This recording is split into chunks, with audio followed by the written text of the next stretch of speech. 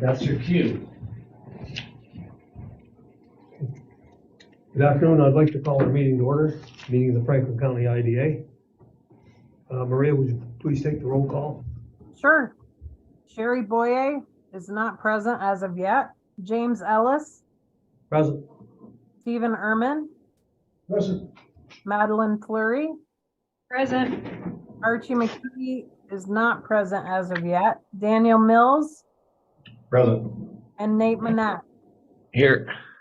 Also present, Jeremy Evans, Maria Bourgeois, Paul Ellis, Neil Habig, Daniel Postal, Jack Donnellan, all from AES, and Jesse Schwartzberg from Black Mountain Property Management.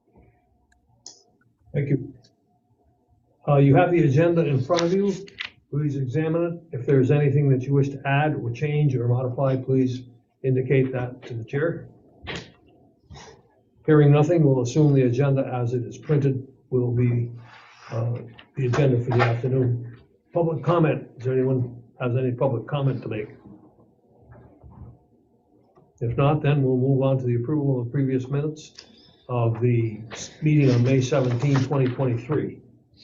Please, as you got them in got the minutes in the email that Maria sent out, are there any additions, deletions, subtractions, etc., to the minutes that were transmitted to us? There being none, we'll assume that the minutes are in order, and so I'll accept the motion to approve minutes of the meeting of May 17, 2023. Motion? I'll make the motion. Motion by Madeline, second? Second by Dan. Discussion? None? All those in favor of accepting the minutes of the previous meeting of May 17, 2023, please signify by saying aye. Aye. Opposed, nay?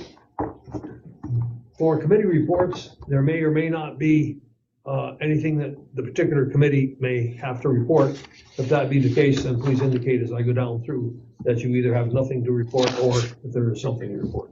So let's start with governance. I have nothing to report at this time. Thank you. Audit and finance. Archie's not here. Okay. Agriculture. Economic development. Yeah, the committee met just earlier today, and we covered a number of items having to do with planned co-working space, number of potential leases, and land sales. I would like to make a motion that we go into executive session to discuss with the board one of the items that was on our agenda today, a land transaction. Do you want to do that at the end of the meeting, actually? What are we waiting until the... Whatever time, I just want to make sure we have an authorization to do executive session now, so. Great. We can do that. Okay. Treasurer's report. Paul. Thanks, Steve. Welcome. Really nothing new or different. The IDA account, I've sent the QuickBooks file over to the auditor. There's a couple residual things from a couple years ago that we're trying to clear out, minor items. And then I'll be sending her at the end of the month a similar file, QuickBooks file on the Local Development Corporation, their EDC, for the same purpose. These are some residual balances that we've been chipping away at. Part of the reason for this might be, for instance, invoices that we paid on behalf of a grantee over, could be a 4-year period, in which they may have been booked as a receivable or they may not have been booked as a receivable. So you have multiple clients, multiple invoices, so it just takes a little bit, but we're getting closer and closer to finally getting that wrapped up, and I think by the end of the month we'll have it finally squared away. The investment report, right now seems like rates are starting to move back into a normal direction. We've been experiencing higher interest rates on a 4 or an 8-week T-bill, which is unusual. It's usually your older or your longer term T-bills that pay a higher rate of interest. And we're just now starting to see that rate curve flipping back into a normal. It's on the cusp, but it seems like we're heading back into that direction. So my strategy for the T-bills going forward will be to start shifting from 4 and 8 week, although I will periodically use those just to make sure I have cash flow coming in. But I'm going to start going out longer term on some of the T-bills to lock in the higher interest rates. So, and that's about it. May I commend you on the earnings to date, which I think is very good, 3,600. Oh no. 36,000, I'm sorry. We're the goal is still to hit 65,000. Right. We might fall short, but I'm pretty sure we're going to get darn close to it. Very, very good. So, Thanks, Paul. and again, that's compared to about $500 last year. So, Very good. Thank you. Any question on the treasurer's report? If none, then we'll move on to the CEO report. Jeremy. I would like to package CEO report up Sorry. during the You need to EDC. have a motion, I'm sorry, for the treasurer's report. To accept the financial report? Oh, I'll second it. all in favor, please signify by saying aye. Aye. And opposed, nay? I know, you don't want to, you want to vote against it because there's not enough interest, but it's okay. All right, go ahead, CEO report. Can I just do one during the EDC, just to combine them? Very good, okay. Old business? None? New business? We have 2 resolutions to come before us today. And let's deal with resolution 2023-10, Glengarry Farms, and if you, a small summary, if you could, Jeremy. Yeah, so we, Packet, by the way. yep. And I know there's a couple, Nate printed, this is some big packets, so I know there's a couple Yeah, I can pass it around, absolutely. copies if anyone wants to refresh their memories about it. But this Glengarry Farms Here, is Steve, that's part of it too. a project proposed by AES in the town of Burke. It's a 40-acre piece of property. I believe it's a 5 megawatt community solar project. As you recall, there's kind of 2 categories of solar development. There's a utility scale, where the company sells the energy directly to providers like big providers like National Grid, deliverers, I should say. Dan, you probably know forgotten more about this than I will ever know, but Not really. the smaller scale is what's called community scale solar projects, where the owner of the project sells directly to individual customers instead of like a National Grid or NYSEG, and that could be commercial or residential customers. And so this is a community scale project, basically the same scale as we've seen for some of the other projects we've done recently. And we've been going back, working on getting a complete application. I want to express my appreciation to Dan, who's on the phone. He's been great to work with as far as getting all the data and info we need. And we have a complete application. And so that's why a resolution for a motion, the resolution is called an initial resolution. And for everybody, since it's been a few months, and especially for you, Dan, the process for something like this from the IDA's perspective is there's several steps. The first is if an applicant submits a completed application, the board can consider what's called an initial resolution. And what that resolution does is it lays out the project and demonstrates that it's eligible for IDA benefits. And basically says, yeah, we think this is a project that's worthy of consideration of IDA benefits. And we're authorizing the CEO the IDA attorney and to go and negotiate those benefits with the applicant. So that's what the initial resolution does. It just basically says, yeah, we're interested in this. And if you adopt it, then we then go and work on it. And then what would happen is we would work with the company to come up with proposed terms for the pilot payment in lieu of taxes agreement. Came to some terms on that, then we would schedule a public hearing, which would be held in the town of Burke. Anytime after the public hearing, the board then can consider what's called an authorizing resolution, which again lays out what the project is, but also establishes what the benefits might be. And then you could choose to approve it or not.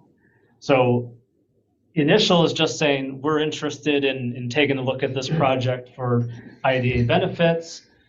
Jeremy, Justin Miller, go look at it, negotiate it, and then if that all works out over the next couple of months, the board would then see an authorizing resolution. That's where you're actually approving what the benefits might be. Very good. Thank you. Any questions of Jeremy before we call for a motion? If not, we'll call for a motion to approve Resolution 2023-10 Glengarry Farms LLC Initial Project Resolution. Motion to that effect. I'll make the motion for that. Nate, Annette moves. Second? I'll second. Steve. Second, Steve Urban. Proceed with the roll call vote. Maria? Okay, for resolution 2023-10 Glengarry Farms, Sherry Boye is absent. James Ellis, Yes. Stephen Quinn, Yes. Madeline Fleury, Yes. Archie McKee is absent. Daniel Mills, Yes. Nate Manette, Yes. resolution duly adopted. Thank you, Maria. Now we move on to the second resolution in your packet today. It's Resolution 2023-11, Black Mountain Property Management LLC, Project Authorizing Resolution. And we have the principal in that particular venture today, who is present here in the room with us. Thank you for coming over. Could we have a motion to approve?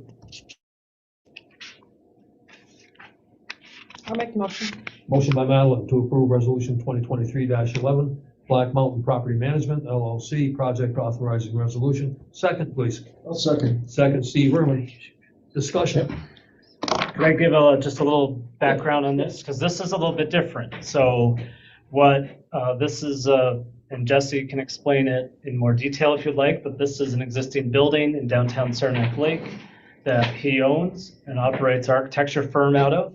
And he has proposed to demolish the building and construct a new two-story building on the same footprint. And what he is asking for from the IDA is a sales tax exemption. So unlike the resolution and the project we just looked at, where they are requesting a sales tax exemption and a payment in lieu of taxes agreement, this is only a sales tax exemption. And as a result of that, it's a simpler process. You don't have the same approval process or requirement for a public hearing. And a lot of that is because the benefits, the end benefit is a lot less. And so that's why this is called an actual project or authorizing resolution. And so this lays out what the project is and what the maximum benefit can be from the project. And then if it's approved, then we go and do the closing paperwork and he can realize those benefits during the life of construction. I think that's something to keep in mind. So when we do a sales tax exemption, it's only for a project where there's an actual physical improvement to a property, and any cost of equipment, construction materials, furnishings, other things like that would otherwise be subject to New York State sales tax can be exempted. So basically, he's acting on behalf of the IDA. He gets a certificate. All of his contractors and subcontractors can then, when they take it and they are going to buy a bunch of material, they can show it and then have that sales tax exempted when they're making that purchase. And then over the life of the construction, he's got the requirement of doing some filing and reporting to show what that actual benefit ended up being. And then when the construction's over, the agreement's over. This is not something that continues during operation of the building. Thank you. Question? So unlike the project we just approved, this one will be on the rolls, locally, tax rolls. So we're really just dealing with, that's the reason why we're not into this there's no IDA financing, if I recall, involved with this. Right. Basis for doing tax. We do have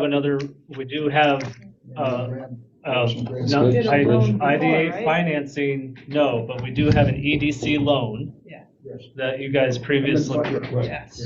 And- No bonded. The Correct. Bridge loan, right? Correct. 2 loans you guys approved That was last month. Yeah, last meeting. There's some grant For the money that EDC. went earlier, which I was pleased to Right, see and too. and which the was great. grant, yeah. And that's kind of how this came about is we've had this building relationship over time on this increasingly complex and expensive project. And so Saga. we're looking for creative ways to help have it come to fruition. And just one thing I want to reemphasize, yes, they do have a grant, and one of the loans is a bridge loan that is helping them have cash up front. And then when the grant proceeds are dispersed, there's usually one midterm and then one at the end. This helps get the money in their hands sooner. So I didn't want people to think that there's 2 loans in a grant. The grant backs up one of those loans. And of course, being as far along, he's been through all the local planning boards and, local governments and what have you. Which is So- why a lot of that's included in the Yeah. application, because Yeah. we Makes a lot of have, sense. all that kind of stuff has to be done before we can approve it. Very good. Further questions? There being none, then we'll call for a vote. Okay, this is for resolution 2023-11, Black Mountain Property Management. Sherry Boye is absent. James Ellis, Yes? Stephen Ehrman, Yes. Madeline Fleury, Yes. Archie McKee is absent. Daniel Mills, Yes. Nate Manette. Yes. Resolution duly adopted. Thank you, Maria. We'll move on now to, with everybody's approbation, I think what I'd do is ask if there's any public comment now, and then we'll go back to the executive session. Is there any public comment that anybody wants to make at this part of the meeting? If not, then I will accept the motion that we go into executive session. Motion will be made by Steve Ehrman earlier. If you want to repeat it, that'd be. Yeah, I'd like to propose we go to executive session. Reason is the basis would be potential real estate transaction, contractual matters. Motion by Steve, second. I'll second it. Second by Nate Manette. Further discussion? There being none, we will move into executive session. Please note the time, Maria. Thank you. Thanks, Jesse. Thanks for all your help.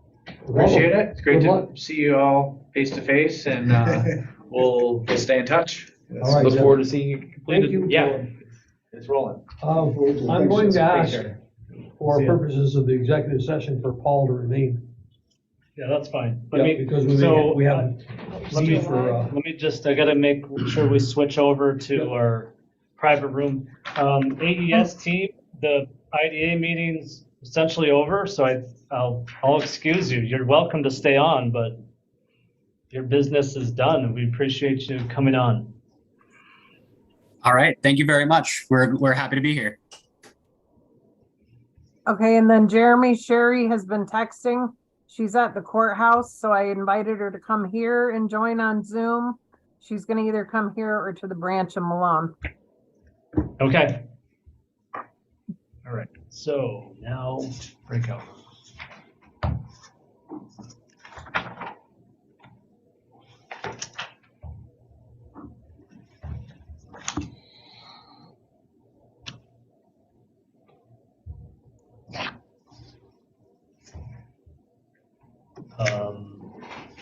Nope, it's not right.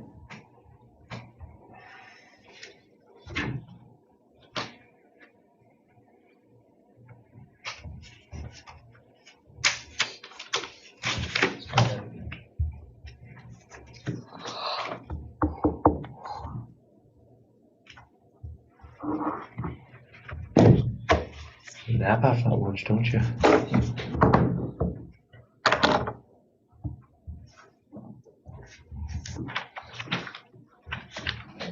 It's gonna be weird. Trying home today is gonna be a breeze. Somebody's phone. Okay.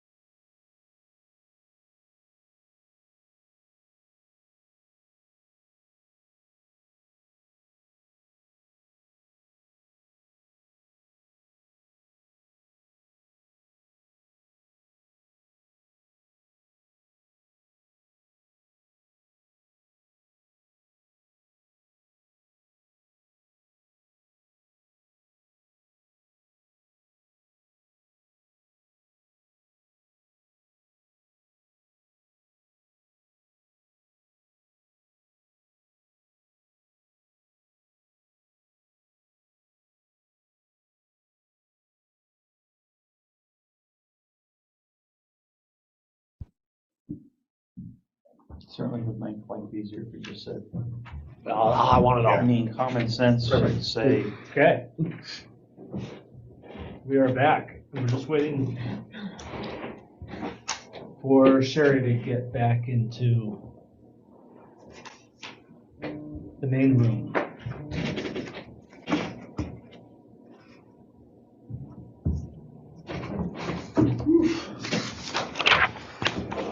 Okay. Very good. We're at the point of adjournment. If there's anything else to come before the board, we'll accept the motion to adjourn this meeting and to indicate the next meeting of the IDA will be July 12, 2023. I'm assuming it's going to be here at Paul Smith's, but maybe not. Well, that's, I mean, up for you guys to, we had talked about doing it during the summer, Right. so. Nice being together. I don't mind it at all. Paul Smith's a problem for anybody here? Not for me. Sherry, are you okay with Paul Smith? Sherry? Yes, and I'll make sure that's on my calendar correct this time. Okay. just so you know, Sherry, there's the cafeteria is open and they have great food selections throughout the summer. Well, thank you. Plenty of dessert, Sherry. You're so thoughtful. I appreciate that. Then we'll accept the motion to adjourn and our next meeting being July 12th. Motion to adjourn? I'll make the motion. Motion by Madeline to adjourn the IDA meeting. All in favor, please signify by saying aye. I'll second. Opposed, nay. Aye.